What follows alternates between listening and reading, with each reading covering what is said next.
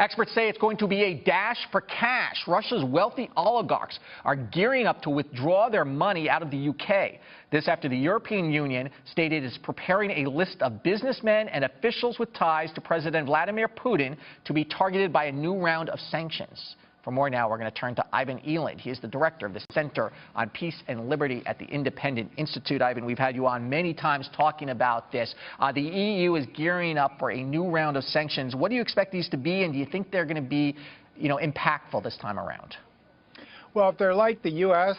Sanctions, they're sanctions against visas and asset freezes. And, of course, that's what the Russian oligarchs are reacting to, is they don't want their assets frozen in the London financial market. So you can see that unlike military action, which is a zero-sum game, economic sanctions are economic transactions are mutually beneficial. So economic sanctions hurt both parties. They'll hurt Russia, but they'll also hurt the London financial markets. And the EU has been somewhat cautious of imposing sanctions. We talked about it yesterday. Germany is Russia's largest trading partner, I think. France has a big aero defense buy with Russia. So, what is the appetite for increased sanctions?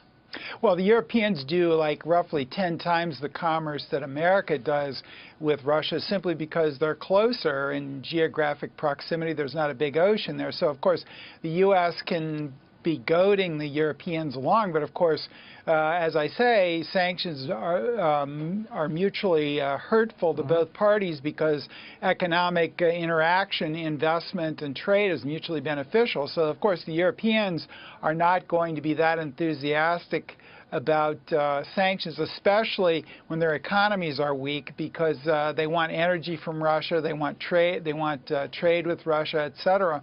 And if they put too many sanctions on this big country near them, their economy could even get worse. So the Europeans are not at all enthusiastic about this, but yet, and particularly the Dutch, who've had the most people killed on this flight, they have some of the highest interdependence with Russia. So I think you're seeing the Dutch have a dilemma. They want to register a protest, but on the other hand, they've got a lot at stake economically. And they had argued against earlier sanctions against Russia, or at least trying to temper them. If you look at the earlier sanctions, did they have any real effect here? Because we had reported that, we saw in the media that it appeared to have been moving the needle a little bit with the Russians. Then, of course, we had the down jetliner. So, did the earlier sanctions work at all? And if you ratchet up the sanctions a little bit against individuals, is this really more symbolic?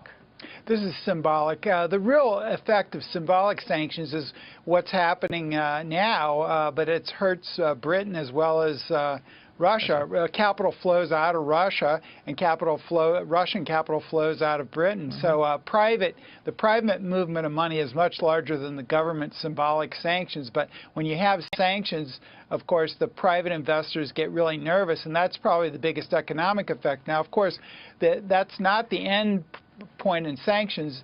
Sanctions are economic means to achieve a political end, and oftentimes sanctions don't do that. Now, I think they can put pressure, economic pressure on Russia, and they are, but of course the Europeans are going to be hurt too, and over time Russia can find a way around these sanctions. Almost any, even financial sanctions, can be evaded over the long term. So I'm a little skeptical that this is really going to have trump the nationalism that Putin is exhibiting in Ukraine. Is there any evidence that the oligarchs who control that country are pressuring Putin at all? At some point, they say money is more important than Ukraine, don't they?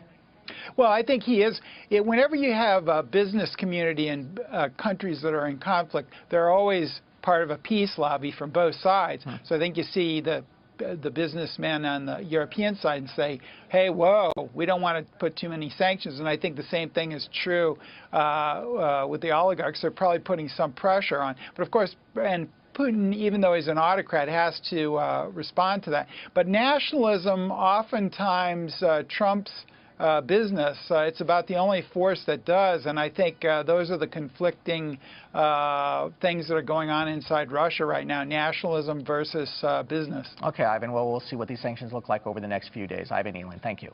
Thank you.